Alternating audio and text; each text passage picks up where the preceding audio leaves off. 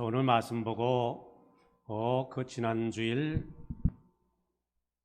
우리가 살펴본 본문 말씀 아니야? 뭐 이렇게 생각하는 분이 계실 겁니다. 네, 맞습니다. 거기 잘 기억을 하셨고요. 똑같은 본문 말씀으로 이 시간 또 다른 은혜를 나누고자 합니다. 그리고 오늘뿐 아니고 우리 8월 한 달 이제 이 시편 23편 말씀 가운데 역사하시는 주님의 음성 우리가 듣고자 합니다. 자, 그리고 바라기는 우리 성도님들 이 시편 23편 말씀 참 귀한 말씀이지요. 이 말씀을 암송을 하시고요. 또 이 말씀으로 기도하시고요. 그리고 이 말씀을 늘 묵상을 하시기를 바랍니다. 예를 들자면은 아침에 일어나면은 먼저 머릿속에 하나님은 나의 목자시니 나에게 부족함이 없습니다. 이렇게 말이지요. 이 말씀을 이렇게 읽든지 외우든지 그 뜻을 되새기고요. 자, 그래서 이 시편 23편 말씀과 더불어서 우리의 선한 목자가 되시는 우리 주님과 더불어서 이 힘든 무더운 여름 또 잘 이겨나가시는 우리 성도님들 다 되시기를 바랍니다. 자, 오늘 말씀 4절 말씀입니다. 내가 사망의 음침한 골짜기로 다닐지라도 해를 두려워하지 않을 것은 주께서 나와 함께 하심이라. 주의 지팡이 또 주의 막대기가 나를 안위하시나이다. 선한 목자가 인도하는 이스라엘의 양떼들에게도요, 때로는 사망의 음침한 골짜기로 이렇게 통과해야 할 때가 있습니다. 마찬가지로 성경은 우리 믿는 이들에게 너희가 예수 믿기만 하면은 만사 형통하리라. 인생의 길이 활짝 열리리라. 이렇게만 약속하진 하는 것은 아닙니다. 오히려 성경을 보면은요, 어떤 곳에서는요, 예수님을 믿는다고 해서 우리의 모든 삶의 환경이 변하고 이렇게 시온의 대로를 달려 나가는 것 그것만이 아니라 도리어 예수님을 믿기 때문에 어려움도 당하고요. 오해도 있고요. 힘든 삶의 고비를 겪게도 된다. 그것을 말씀하고 있어요. 그래서 예수님 요한복음 16장 말씀 보면은 너희가 세상에서 환난을 당하나 담대하라. 내가 세상을 이겼노라. 너희가 환난을 안 당한다. 환난으로부터 너희를 지켜주리라. 이 말씀이 아니지요. 환난을 당하나 담대하라. 내가 세상을 이긴 예수 내가 너희 힘이 되어주고 환난으로부터 이겨나가도록 도울 것이다. 또 요한복음 17장 말씀 보면은 예수님 기도입니다. 내가 비옵는 것은 저희를 세상에서 데려가기 위함이 아니요 오직 악에 빠지지 않게 보존하기를 위함이니이다. 예수님의 또 기도입니다. 실제로 우리 살아가면서 얼마나 사망의 음침한 골짜기 같은 때로 어려운 그 삶의 고비들이 우리 앞에 놓여 있습니까? 눈물의 골짜기, 절망의 골짜기, 고독의 골짜기, 이런 힘든 삶의 한복판을 우리가 걸어갈 때가 얼마나 많습니까? 개인적으로도 그렇고요, 사회적으로도 그렇고요. 그러나 분명한 것은 목자 되신 주님이 함께 하신다면, 목자 되신 주님이 인도자가 되신다면 우리는 그 길, 우리의 인생의 길 얼마든지 담대하게 계속 전진해 나갈 수 있는 줄 믿습니다. 목자는 어디에 물이 있는 줄 알아요. 어디가 푸른 풀밭인지 알아요. 이 목자가 때로는 뭐 이런 좀 뭐 어둠의 골짜기 또는 뭐 힘든 그런 길로 우리를 인도한다 할지라도 그건 뭡니까? 더 좋은 물과 더 좋은 푸른 풀밭이 있는 곳으로 그렇게 인도하기 위함임을 우리는 잊지를 말아야 할 것입니다. 뭐 이런 예가 가능할지 모르겠습니다. 우리가 서울을 향해서 이제 KTX를 타고 이제 올라갑니다. 군데군데 터널이 있어요. 터널은 어둡습니다. 또 답답하고요. 캄캄합니다. 근데 그 터널을 뚫고 그 터널을 통과하지 않으면은 이 기차 시간이 아마 몇 배, 혹시 뭐 몇십 배, 뭐 한 10배 정도 또 이렇게 아마 길을 돌아갈지도 모릅니다. 우리 사망의 음침한 골짜기, 그것이 오히려 내게는 인생의 지름길이 되고 그 고통을 지나가 보면은 그 길이 유익한 길이었구나, 축복의 길이었구나. 깨닫는 은혜를 주님께서 베풀어 주실 줄 믿습니다. 우리가 사망의 음침한 골짜기 그것도 두려워하지 않는 이유는 다름이 아닙니다. 주께서 그곳에 나와 함께 하시기 때문이지요. 예수님 마지막 요금과 같이 뭐라고 말씀하셨습니까? 마태복음 보면은 마태복음 성경책에 쓰여지면서 맨 마지막입니다. 마지막 말씀, 볼지어다 내가 세상 끝날까지 너희와 항상 함께 있으리라. 임마누엘, 예수님의 약속을 들려주고 계십니다. 제가 초등학교 한 1학년, 2학년 때로 기억이 돼요. 처음에 학교 가니까 얼마나 신났습니까? 그런데 참 무서웠어요, 학교가. 왜냐하면 우리 집에서 학교를 갈 때 그 당시 그 고아원이었다고, 그 고아원이라고 예전에 불렸지요. 고아원을 통과를 했어야 돼. 통과를 했어야만 합니다. 근데 그 당시에는 전쟁 고아들이 많았거든요. 우리 학교가 그랬습니다. 근데 그 중에서는 참 이렇게 뭐라 그럴까요? 몹시 이제 거친 사람들, 그러니까 뭐 지나가면 싸움도 걸고 말이죠. 돈도 빼앗고 말이죠. 그 어린 제가 얼마나 무서웠는지 몰라요. 학교 갈 때도 빙 돌아서 가고요. 학교 안에서도 뭐 눈치만 보고요. 근데 언젠가부터는 그 고아원 앞으로 지나서 학교로 가는 그 지름길, 그 길을 가도 조금도 무섭지 않았습니다. 고개도 뻣뻣이 쳐들고요. 어깨도 힘이 있고요. 그래도 누구 하나 저를 건드리지 못하는 거예요. 원인이 뭘까요? 이유가 뭘까요? 왜요?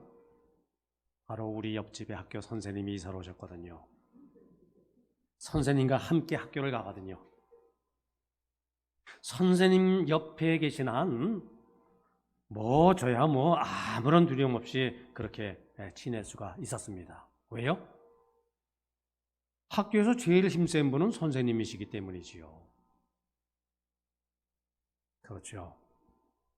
하나님이 우리의 힘이 되십니다. 하나님이 나의 능력입니다. 때로 우리가 사망의 음침한 골짜기로 다닐 때도 있어요.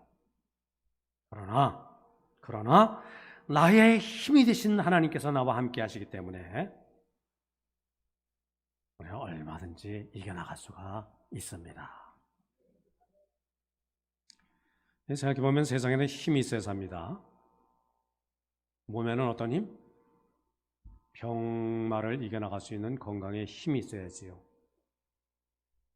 또 우리가 일상생활할 때는 이 경제적인 힘도 좀 있어야 됩니다. 아는 것이 힘이라 하는 말도 있지 않습니까? 이렇게 힘이 있어야 일을 하고요. 힘이 있어야 싸움, 영적 싸움도 싸울 수가 있습니다. 그런데 우리 믿는 이들, 우리들에게 있어서는 나의 힘이 뭡니까? 어디서 힘이 샘솟아 오릅니까? 하나님이지요. 하나님이 나의 힘이 되십니다. 시편 18편 시인이 고백하고 있지 않습니까? 나의 힘이 되신 여호와여, 내가 주님을 사랑합니다. 요거는 예전 성경이 그렇게 번역이 됐어요. 나의 힘이 되신 하나님, 하나님이 나의 힘이 되어 주신다. 근데 지금 성경은요 번역이 다릅니다. 더 정확하게 번역을 했어요. 나의 힘이신 하나님, 뭐라고요? 하나님이 나의 힘이 되어 주시는 것뿐 아니라 힘 자체, 나의 힘이신 분이 하나님이시다. 더 위대한 신앙의 고백이지요. 나의 힘이신 여호와여, 내가 주님을 사랑합니다.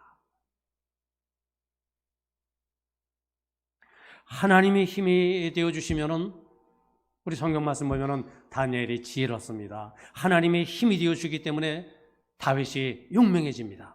하나님이 힘이 되어 주시기 때문에 모세가 그 위대한 기적을 행하며 위대한 일을 감당해 나갈 수가 있었습니다. 사람의 힘만으로는 안 되지요. 세상을 이기는 힘도, 하나님의 사람답게 살아나갈 수 있는 힘도, 선한 일 많이 할 수 있는 힘도 바로 하나님이 주셔야 감당해 나갈 수가 있습니다. 내가 과연 얼마만큼 하나님을 믿는 사람인가? 그러니까 내 믿음의 크기가 얼마나 되는가? 우리가 어떻게 그것을 알 수 있을까요? 얼마나 하나님을 의지하는가? 그 크기가 믿음의 크기겠죠. 정말 나의 힘이신 하나님을 내가 의지를 하는가? 입술로는 우리가 그렇게 얘기하지만 실제로는 돈을 또는 우리의 가족을 또는 친구를 어떤 사람을 또는 어떤 세상의 권세를 더 의지하는가? 그것으로 우리 신앙 크기를 측정해 볼 수가 있지요.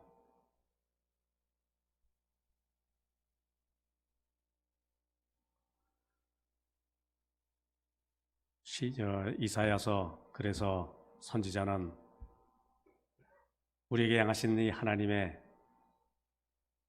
그 놀라운 은혜를, 약속의 말씀을 분명하게 선포하고 있지요.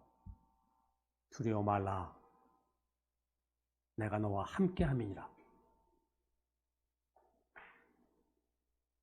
놀라지 말라, 내가 너의 하나님이 됨이니라. 내가 너를 굳세게 하리라.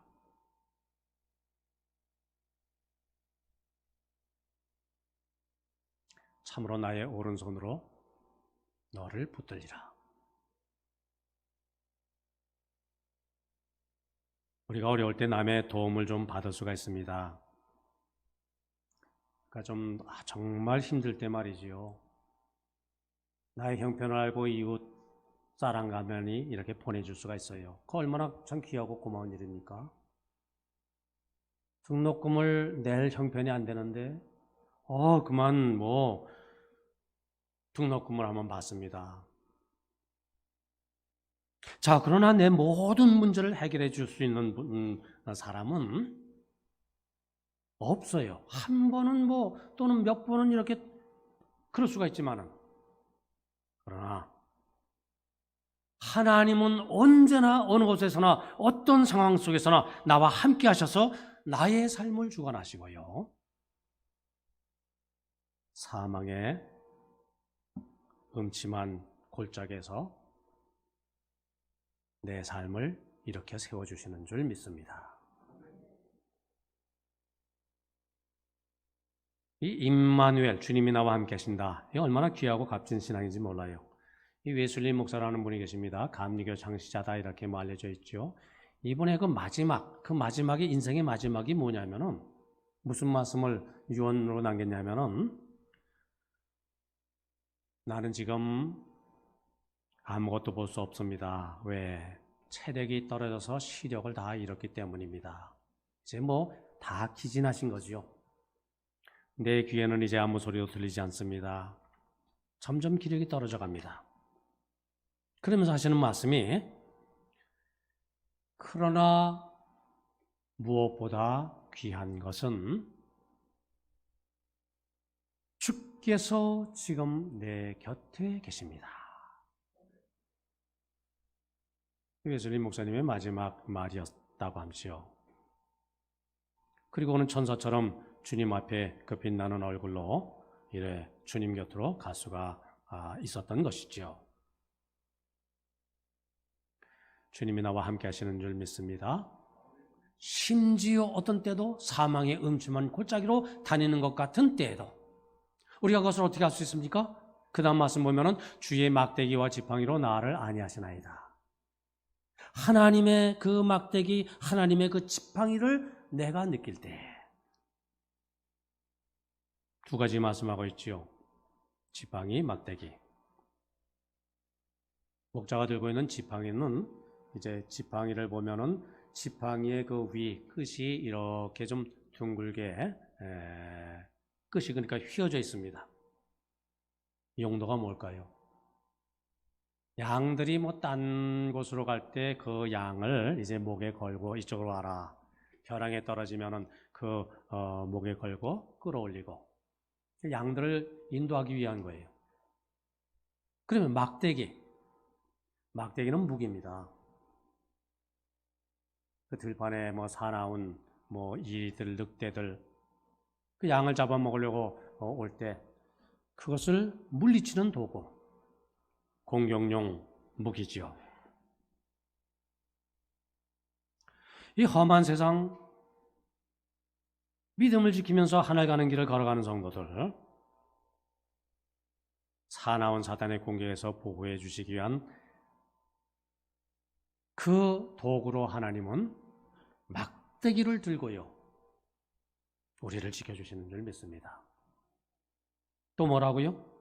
우리가 시험에 빠지고 믿음이 나약해지고 제 길로 이렇게 주님을 따르지 못하고 그저 이리저리 헤맬 때에 주님 그 사랑의 지팡이로 우리를 끌어올려 주시고 가까이 이끌어 주시고 그게 얼마나 귀한지 모릅니다. 참으로 우리가 걸어갈 힘이 없어 지치고 쓰러질 때 그 품으로 이렇게 이끄시고 그리고 우리를 지켜주시는 목자 되신 주님 그 은혜 우리 다 체험하시고 누리시고 사시는 우리 성도님들 다들 되시기를 바랍니다.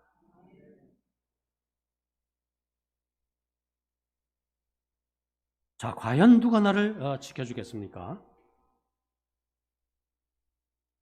누가 늘 내 곁에 있으면서 막대기와 지팡이로 나의 삶을 그렇게 이끌어 주시겠습니까? 하나님 한 분밖에 없습니다. 우리가 살아가면서요 때로는 이 선한 목자 되신 하나님 우리가 잊을 때도 있어요.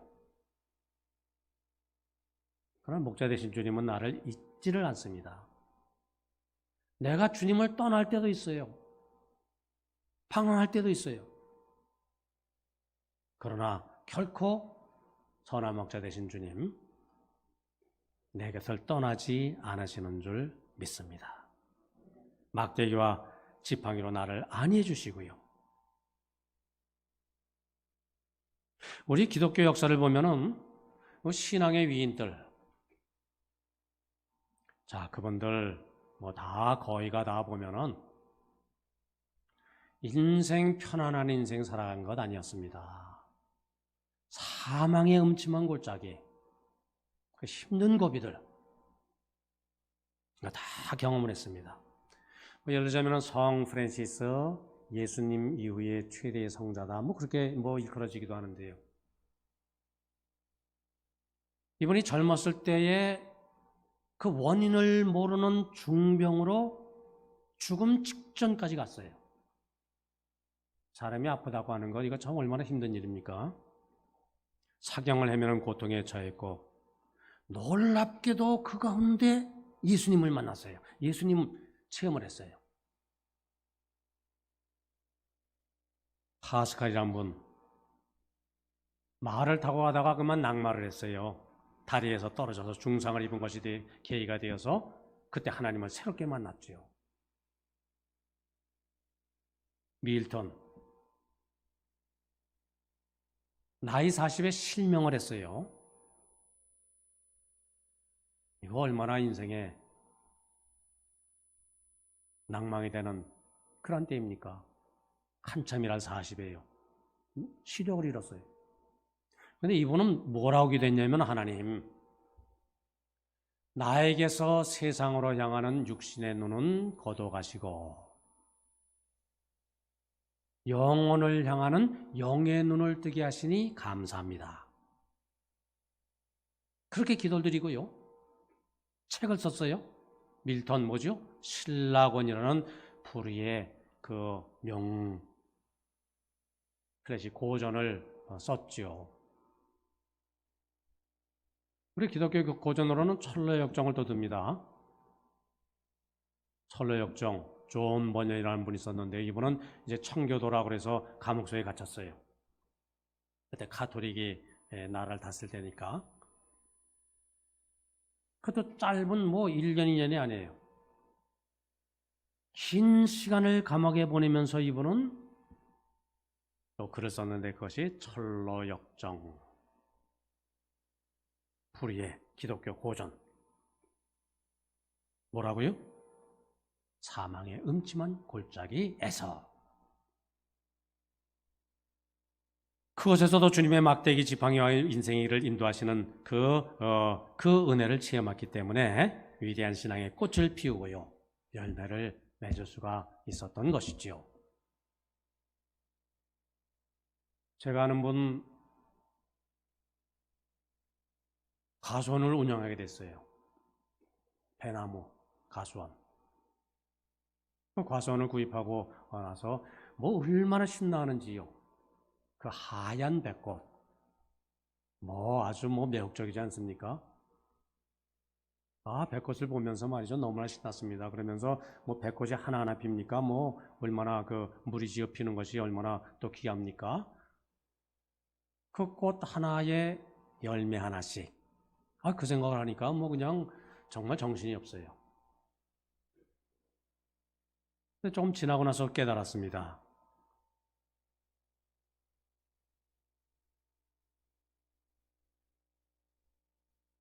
꽃 많은 것을, 그 상태를 그대로 두면은 이 꽃마다 열매를 맺어가지고 그 과일이 상품 가치가 없고, 그리고 이 나무도 이제 너무 기진해서 참 나무도 상하고 그렇게 되고 말다라는 겁니다. 그 다음엔 어때요? 그 다음에 아무리 꽃이 예쁘더라도요, 아무리 아까워도요, 아무리 손해가 나는 것 같아도요, 풍성한 과일을 얻기 위해서는 많은 꽃을 좀 이렇게 솎아주어야 한다, 따주어야 한다.